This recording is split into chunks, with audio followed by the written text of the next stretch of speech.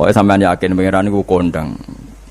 Islam itu dipimpin kiai keliru ya mlaku, dipimpin kiai bener ya mlaku, dipimpin kiai gonta-ganti ya mlaku. Teng TV sering ana berita ustad sodomi, ustad ngene-ngene. Wong ya ora terus gedeng Islam, ya nyalahno ustad iku. Ya ana Islam dibajak ekstremis ya muni Islam, sekuler ya muni Islam, liberal ya muni Islam. Ya Islam ya baik-baik saja. Ora ana masalah kan, biasa mawon. Iku ramene dunya. Riyen Rasulullah niku rak sae-saene tiyang niku mawon disisipi tiyang munafik. Karena ndak ada cerita pendapat itu memuaskan semua pihak. Rasulullah rak kesayangane pangeran. Niku pun ndak bisa memuaskan semua orang. Sehingga orang yang kecewa ya jadi munafik. Pemene trimo kiai, trimo presiden, trimo Kapolri, trimo pangam, enggak bisa. Apapun konsepnya itu enggak bisa. Mesti ada yang setuju pendekatan ekstremis itu persuasif. Sing sitok gak harus tegas. Kalau gak tegas gak bisa membasmi akar-akarnya. Sing jare persuasif, nak tegas mereka dendam malah kacau negara. Sing sitok kalau gak tegas mereka ngelamak. Ini kan ra iso selesai. Akhirnya nyelesaino aku sing pimpinan nurut. Akhirnya sing pendapatnya gak tinggal. Nurut ya nurut mergo dipecat tapi terus balelo sithik. Balelo apa? Sithik-sithik. Masjid ge ngoten nasibe, kiai ge ngoten. Kulo nak di murid kuatah, di santri kathah sing kiai ge kathah. Wono kiai niku sowan kula, Gus, masjid iku ape nganakno zikir Ramadan. Dadi 24 jam full mulai bar subuh sampai sahur. Saking semangat ibadah Ramadan. Terus ibadah ning dia muni takok, ya teng masjid, Gus. Dadi masjid ben makmur, terbaik masjid makmur. Tak omongi.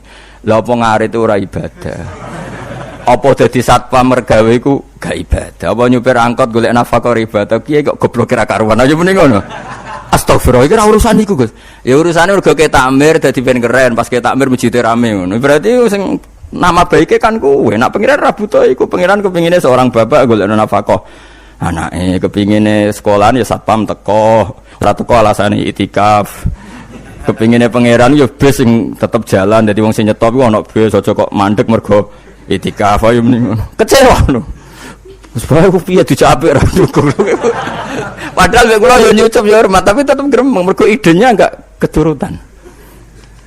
Ya kula yo ngerti rai-rai ngono iku yo biasa wae cara kula biasa. Tapi suwe-suwe yo sadar den. Bareng ngajak wong do ora gelem akhirnya sadar. Jebule ngandel jeneng nganggo sembang kula yo suwe wong luwih ngandel aku timbang kowe. Lah bento tapi ngandel kowe ya. Wong aliran sesat ta. Ya masjid itu anggere sono salat jamaah iku ya wis rame cara pangeran. Ora perlu rame banget. Nak rame banget terus bakal pentol leren, satpam leren, supir angkot leren. Nah iku jek sepele. Dokter leren. Wong ape lara. Ape lara ape berobat ra iso. Nak larane emergensi astagfirullah minamikum taqabbal ya karim. Sajane semburu leren maling leren, copet leren. Iku ape nek iso ngumpul iku. Makanya ngaji ku ngambek wong alim kan, karena orang alim itu yang tahu duduk perkaranya agama. Seorang lagi yang tahu duduk perkaranya agama. Nabi itu kalau ngendikan itu sampai sahabat itu gak bisa menampung. Kadang menyebut kebaikan satu majelis sampai 63 sampai 70. Misalnya Nabi ngendikan al-imanu bid'un wasituna bid'ah. Iman itu ada 63. Terus nyebut terus. Pertama ngendikan a'la la ilaha illallah, tertinggi adalah kalimat tauhid. Wa adnaha imatatul adza ani tariq, terendah adalah menyingkirkan hal-hal yang mengganggu tiang apa? Mukmin atau mengganggu jalan. Terus ngendikan seperti itu. Sehingga pernah suatu saat Rasulullah itu ngaji di masjid. Rasulullah ora trimo kiai, Rasulullah itu ngaji di masjid. Nabi kalau ngaji di masjid itu memang di teras, jadi terbuka. Terus ada pemuda santai dengan santainya nggo pacul, ngliwati Nabi ngaji diliwati wae. Nggo pacul, ya santai. Singkat cerita semua sahabat itu mencibiri. Celaka betul pemuda itu. Ada Rasulullah ngaji tidak ikut tapi dia berlalu saja bawa cangkulnya. Kata Nabi, kamu jangan komentar demikian. Jika dia kerja menafkahi ibunya yang lemah atau anaknya yang lemah, dia juga ibadah dan itu juga sunnahku. Akhirnya sahabat mereka sadar. Jadi untuk meramaikan Islam itu tidak harus semuanya ngaji di masjid. Yang apa kerja ya ben kerja. Yang penting ora dadi germo. Orang pengedar narkoba itu, nah, itu ora kerja kang perusakan. Jadi sebetulnya orang tuh nggak bisa mengatakan kerja mau pengedarkan narkoba itu ndak, pengerusakan tuh namanya. Tapi kayak adol pentol terus hal-hal yang halal itu namanya apa? Kerja. Dan kerja itu ibadah. efek dari perikiran ulama yang seperti ini, akhirnya masjid daerah ulama itu sepi-sepi. Mergo ngomong ngono terus wong wae nak ngono ora perlu ning masjid. Lah iku kesimpulane sing salah. Kok terus kesimpulane nak ngono ora perlu ning masjid bar saiki. Maksudnya orang ngono sing di aktivitas nggih monggo. Nek sing ada aktivitas timbang turu ning omah kene aduk ibadah ning masjid aja aduk turu ning masjid. Nah, akhirnya daerah-daerah tertentu sing akeh ulama mesti masjidnya sepi, tak jamin. Jajal ke delok ning Rembang. Oh, tambah sepi. Karena ulama cara berpikir jong kerja ya ibadah, ngernet ya ibadah, mulang ya ibadah. Akhirnya mau masjid pas tarawih. Iku wae golek sing cepet. Tapi kunane kuno, Nabi sekalipun itu yang namanya orang yang mendengar tetap ada yang menolak. Konsep perang di luar kota itu kan secara teori militer itu rasional. Bikin kontak ya rasional. Tapi orang yang berpendapat tadi, ya Rasulullah kita di rumah saja, itu ya gelo. Kayak tadi orang yang ingin memakmurkan masjid kemudian kan saya seperti itu ya gelo. Kalau pikiran saya suatu saat dia sadar, intinya sadar, terus sowan saya sadar. Karena ya muridnya ada murid beda angkatan ya, dia semi-semi teman sama saya. Tak omongin ngene, jong kowe nak pancen seneng masjid tenan, masjid itu aja dadi problem bagi umat. Misalnya gini, aja sampai kenapa ora nyupir angkot demi nak mirno masjid, kenapa ora tugas satpam demi makmurno masjid. Berarti masjid ini menjadi problem penghalang dari sistem sosial ekonomi. Kowe seneng masjid darani problem, kowe seneng masjid dianggap kambing hitam. Ya sudah, sholat jamaah saja, sholat jamaah di masjid. Terus yang nganggur-nganggur ya ke masjid. Tapi kalau yang sibuk ya monggo, asal itu halal ya ibadah. Ketika Nabi setiap aktivitas muslim asal halal itu apa? Ibadah. Makanya kita harus. Nah, tapi kan pendapat seperti ini itu kan kadang dibantah juga. Tapi ki Ramadan Gus tahun pisah, nosok ngunjina rasa setuju. Tak bukti kalau dia hadun nafsi tak tes. Ya wis aku setuju, syaratnya ketuane takmir ra kowe. Dadi masjid rame pas kowe ra ketua takmir. Isen dene karena dia ingin punya prestasi. Berarti sawang wow pas dene ketua takmir hadun nafsi enggak? Hadun nafsi pasti dia itu cari. Ya jajal pengajian sing gede-gede. Mergo pengurus takmire kepengin pas era dene tau pengajian geden. Pas gak pengurus takmir terus ana pengajian geden. Lah opo rame-rame bareng. Padahal orangnya sama.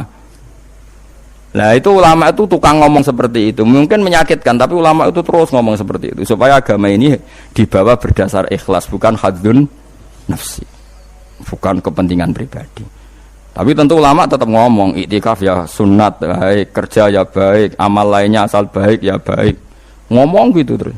Tapi kan mangkel loh akhir ulama, karena bagi pengurus masjid baik itu pas Ramadan ya masjidnya rame. Bagi yayasan yatim piatu amal ape ya dikekno yayasan yatim piatu. Bagi KBIH, bagi travel amal apik ya umroh. Ya ora. Lha tenan kula raguyen. Mana mungkin travel umroh dalil kowe nek ade dhuwit luwih kekno cah yatim, kekno masjid, gak payu travel. Tapi dalile al umroh ilal umroh kafaratun lima bainahuma. Umroh itu yang mengkafaroi dosa. Jadi dan itu kersane Allah, orang macam-macam pikirannya kersane Allah dan baik-baik saja. Dunia diokal-akali ini ya baik-baik saja. Allah ya tenang aja tetap sugih. Cuma ulama harus ngomong seperti saya. Jadi karena keterbatasan manusia sehingga yayasan yatim piatu mesti ngomong seakan-akan ibadah terbaik yang nyumbang yatim piatu. Nanti yang di travel ibadah terbaik ya sowan Nabi umroh. Nanti sing jamaah thariqah ya ibadah terbaik itu thariqah. Semua dan itu semuanya baik gak masalah, kita ada. Tidak masalah. Tapi kalau memaksa orang lain harus seperti itu dan mengkerdilkan kebenaran hanya surahnya gambarannya seperti itu, kita sebagai ulama harus melawan. Karena Nabi dawuh kebaikan itu sekian jumlahnya. Terus Nabi menyebut di satu majelis itu 60. Sampai yang diantara yang disebut itu nganti ana sing jorok. Wa fi buti ahadikum sedekah. Kowe ngeloni bojomu iku sedekah. Sampai sahabat takok, "Ya Rasulullah, masa urusan gitu ibadah?" Ayat ahaduna syahwatahu wa huwa la ilaihi ajrun. Masa urusan kelon itu ganjaran ibadah. Terus Nabi jawab kata Nabi faqih falawadu'a fi haramin akana alaihi wisrun. Kalau andikan dia meletakkan mental seknya atau aktivitas seknya di luar yang halal, apakah itu tidak dosa? Iya ya Rasulullah. Terus kata Nabi wa kadzalika, begitulah kalau diletakkan di halal dia juga dapat apa paha. terakhir Nabi ngendikan takufu syarraka anin nas fa innaha shadaqatun minka ala nafsik.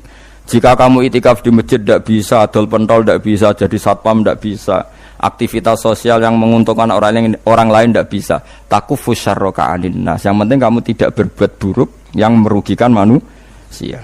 Sehingga sampai ada riwayat dari orang sufi, ibadahnya orang zaman akhir itu tidur. Karena anak tidur itu gak ganggu wong. Iya. Paling bojo tok sepeten. Tapi kan yo nyopet yo ora, zina yo ora, ndelok wong ayu yo ora. Nah, itu sampai Nabi terakhir nyebut. Dari sekian kebaikan tuh kalau enggak mungkin kata Nabi takufu syarraka anin nas fa innaha shadaqatun minka ala nafsik. Sementing kamu tidak melukai atau merugikan orang apa? Sehingga misalnya ulama kok ngerti ada orang tidur di rumah, wong apik, gak ganggu wong. Ana bajingan mati, wong apik, ora iso bajingan meneh. Nah, akhirnya masyhur orang krono bajingan mati, kiai tenan yo. Saya nggih mayit niku, wong gak siap nih saya. Bajingan sih. Saya padahal ning atine kiai nek mati ya apik dong ora iso bajingan. Akhir dari bajingane ya wis mati. Lha sekarang ngakhiri bajingan apik ta elek? Apik. Berarti matine elek ta apik? Apik. Maksudnya kiai ku apik mati ini ora apik wonge. Lah wong gak trimo pikirane apik ku. Wonge lagi kiai wis ndake pinter maksudnya. Apik ngene iki. Ngomong keberatan. Ayo apik. Ya sesuk kan wedi yo. Nggih apik. Lah itu ilmu. Jadi ngaji ilmu itu orang harus punya kesiapan pendapat meskipun itu kita tidak siap. Wa wasa antakrahu syai'a wa huwa khairul lakum. Pendapat meskipun kamu kadang tidak cocok, bisa saja menurut Islam itu ini lebih apa? Baik. Karena tadi kebaikan itu sekian bentuk. Bisa ulang kebaikan itu sekian apa? Bentuk.